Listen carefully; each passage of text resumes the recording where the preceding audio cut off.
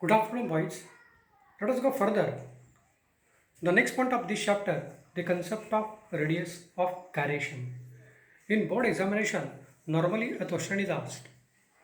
Define radius of gyration, or question can be asked. Give physical significance of radius of gyration, or sometimes a question is asked. Give dimensions and SI unit of radius of gyration. Let us see exactly what is radius of gyration.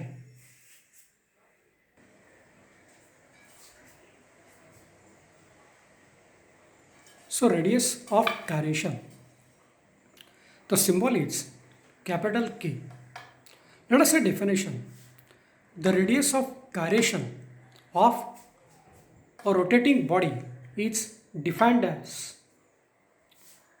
the distance between axis of rotation and the point at which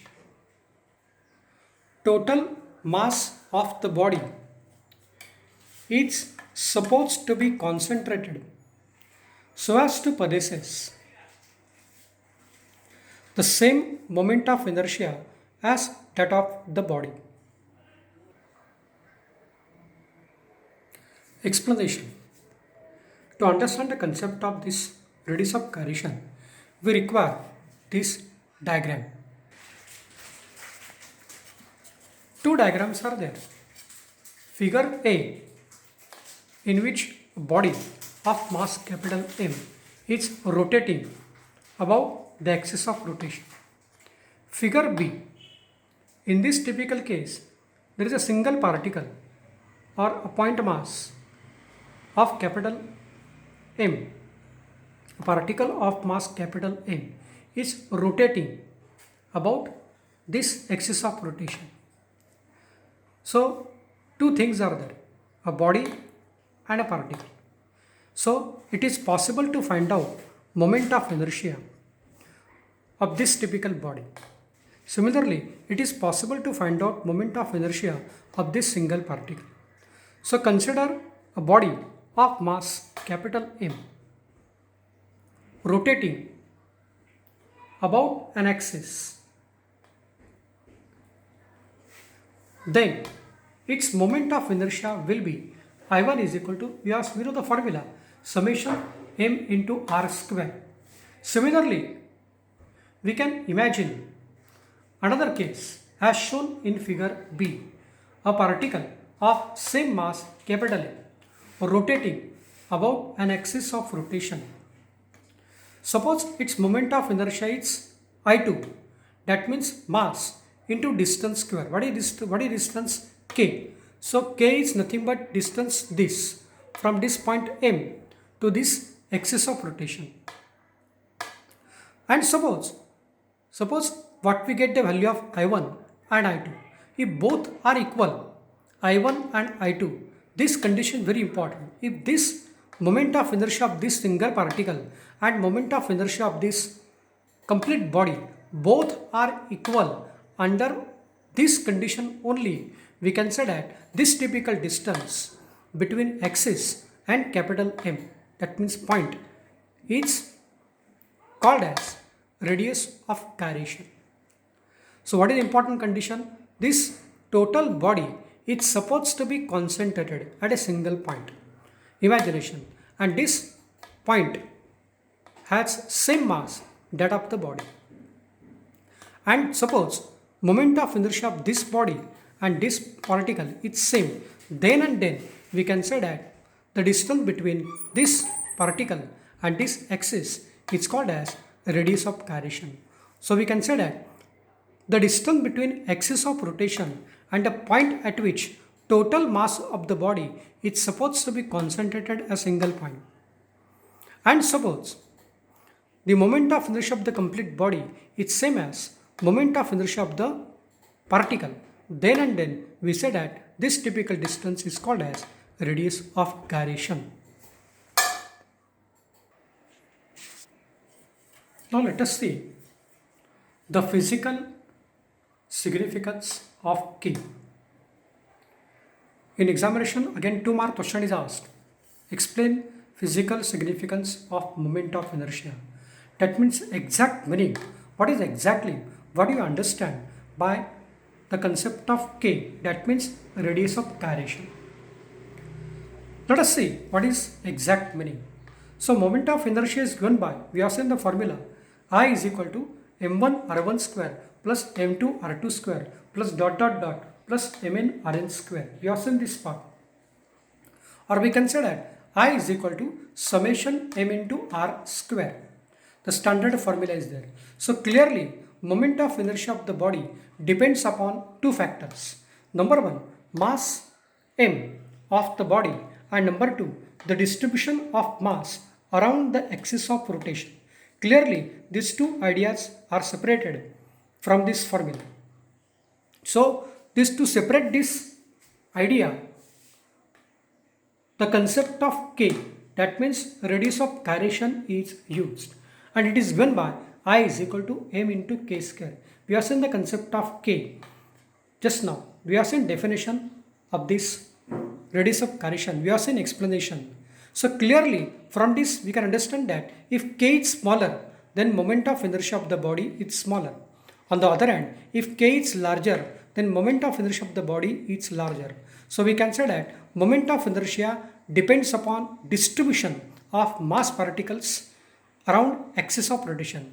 If mass particles are close, then and then we can say that this moment of inertia is smaller one.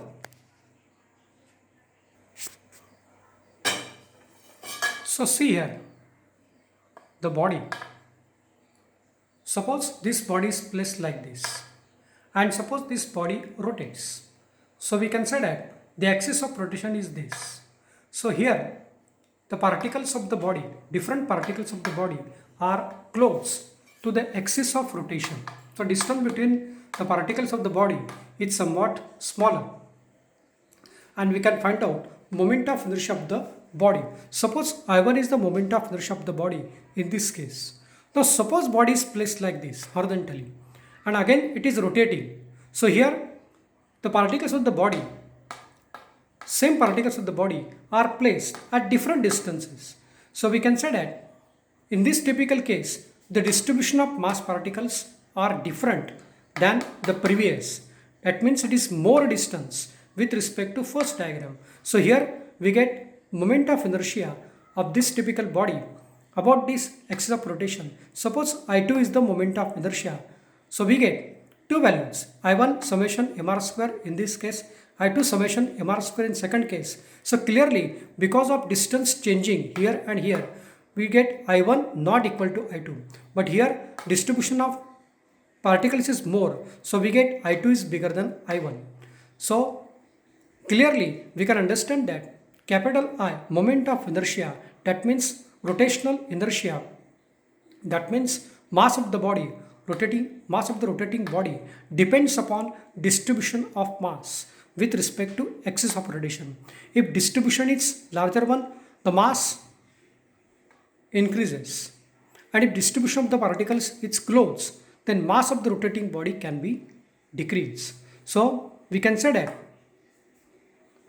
mass of the body can be changed depending upon axis of rotation, depending upon the distribution of the mass particles. So it is possible to change of the mass of the body, and this can be applied in some cases. So this is called as the physical significance of radius of gyration. In examination we should know how to give the answer. Note, we should know SI unit of K, that means radius of gyration. We have seen that K is nothing but the distance between axis of rotation and the point at which total mass of the body is supposed to be concentrated. So basically it is a distance. So nature of this K is nothing but a distance. So we can say that the SI unit of K, that means distance, is meter. The symbol is small m. Similarly, sometimes we use CDS system. So in CDS system, the distance of K, that means distance, is centimeter, cm. Normally, sometime in examination question can be asked, find out dimensions of the K, or multiple choice questions, we are given a physical quantity and 4 options are given, and you have to identify which is the correct dimension of the given physical quantity. So in this case, K means distance. So nature of the body is nothing but a distance. So this distance does not depend upon mass, m raised to 0, l raised to 1 and t raised to 0. Let us see proof of these dimensions. We know the formula I is equal to m into k square. The formula of moment of inertia is given by moment of inertia is equal to mass into radius of gyration square. So we can say that k square is equal to capital I upon capital M. We want to find out dimensions of k. So we don't want k square. So take roots of both sides.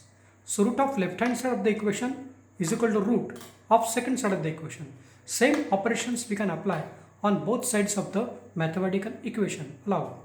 So we get a perfect square will be outside from root symbol. So we get k is equal to I upon A. Under root mean power is 1 upon 2. So k is equal to numerator power is 1 upon 2. Law of indices. Same power for numerator and same power for denominator. So divided by m raised to 1 upon 2. So meaning of this and meaning of this is same. Then we know standard dimensions of moment of inertia. Numerator is capital I and we obtain dimensions of I. Nothing but m raised to 1, l raised to 2, t raised to 0, bracket raised to 1 upon 2 as it is. Denominator dimensions of mass, that means capital M, 1 upon 2. So we get m raised to 1 upon 2. Now multiply this in the bracket. So we get m raised to 1 into 1 upon 2, l raised to 2 into 1 upon 2, plus into t raised to 0 into 1 upon 2. Law of indices. We can multiply this power as a multiple of powers of the terms in the bracket divided by m raised to 1 upon 2 as it is. So we get m raised to 1 upon 2, l raised to 1, t raised to 0 divided by m raised to 1 upon 2. We can transfer this term to numerator. When we transfer a term from denominator to numerator, its power changes by sign. So we get minus 1 upon 2. So this minus 1 upon 2 and this plus 1 upon 2. If base is common, indices are added. So m raised to 1 upon 2 minus 1 upon 2. It becomes 0. So m raised to 0, l raised to 1, t raised to 0. So we get dimensions of the k as m raised to 0, l raised to 1 and t raised to 0. So in examination question can be asked, obtain dimensions of the given physical quantity, in this case radius of gyration. Now we stop here. Next I will see remaining part of this chapter.